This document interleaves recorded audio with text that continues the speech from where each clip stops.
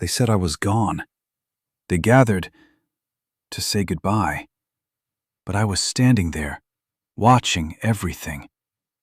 What I discovered at my own funeral revealed who truly loved me, and who never did. The day I was supposed to be gone. They said I was gone, that my story had ended, that my name now belonged to memory. But I was still breathing.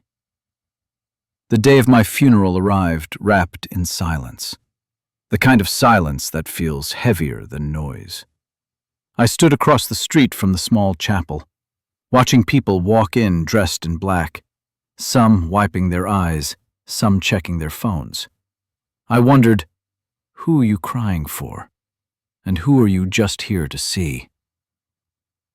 The casket was closed, polished, beautiful in a way that felt cruel.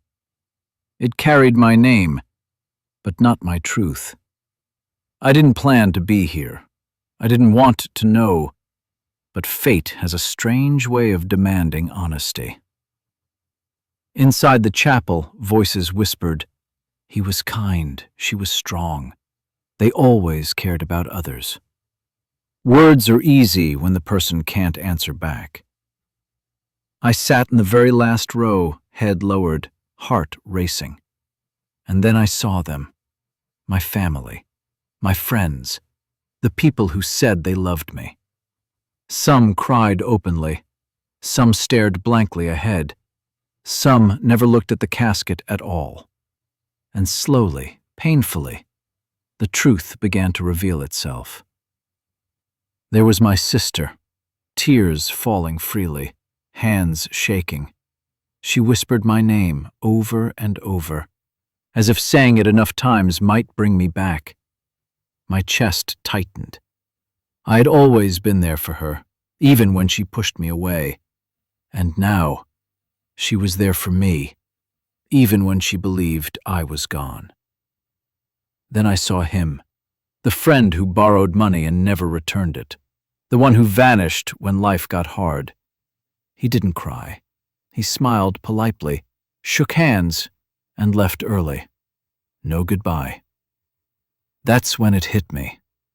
Love doesn't always show itself when you're alive. Sometimes it waits until you can no longer benefit anyone. The service began. The pastor spoke about legacy, about kindness, about the impact of a single life. But all I could think was, did I matter? Did I really? Then someone stood up, unexpected. My mother. Her voice trembled. Her hands clutched the podium. "I didn't always understand them," she said softly. "I didn't always say the right things." Tears spilled. But every day, they loved without asking for anything back. That's when I broke. I remembered the calls I almost ignored, the visits I postponed, the love I assumed would always be there. And standing there, at my own funeral, I realized something terrifying. We never truly know how we are loved until it's too late. As the service ended, people approached the casket one by one. Some touched it gently. Some whispered apologies. Some stood silently.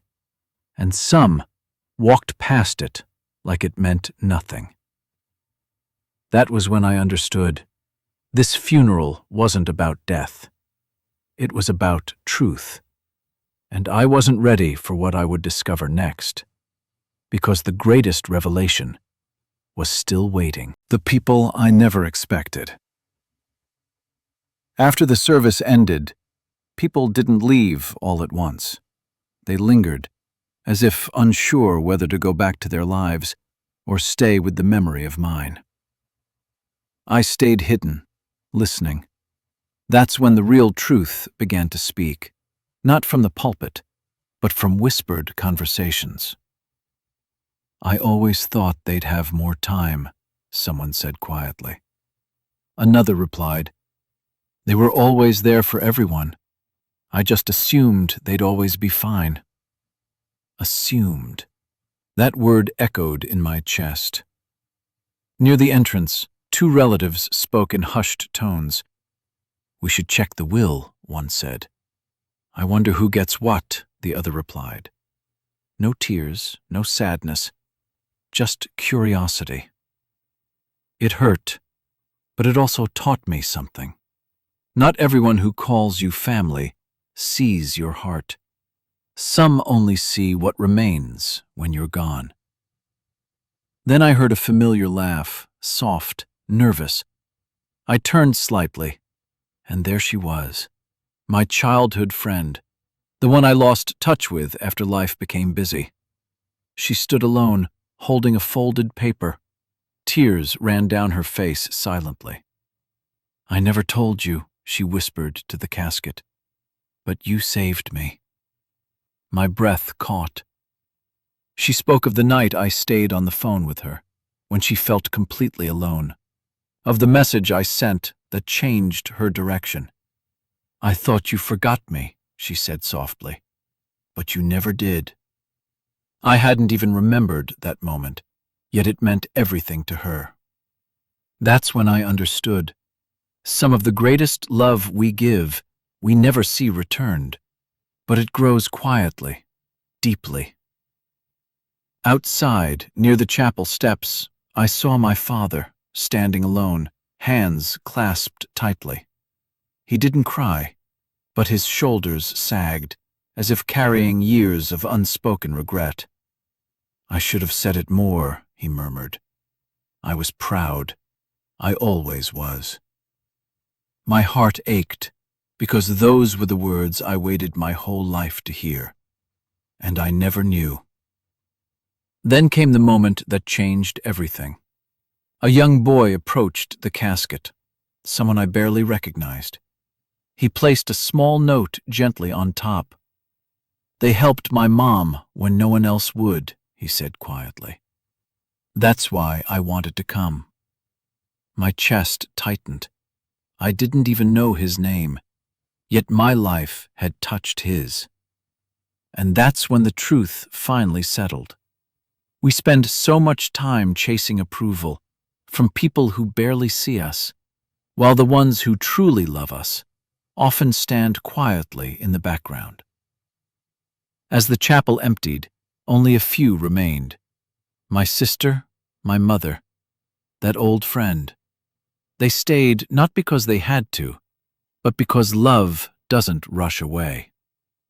I walked out unnoticed, the sun warm on my face, and for the first time, I didn't feel invisible. I felt seen, even in silence. But one question still haunted me. Now that I knew who truly loved me, what would I do with that truth when life gave me another chance? What I did with the truth. I didn't go home right away.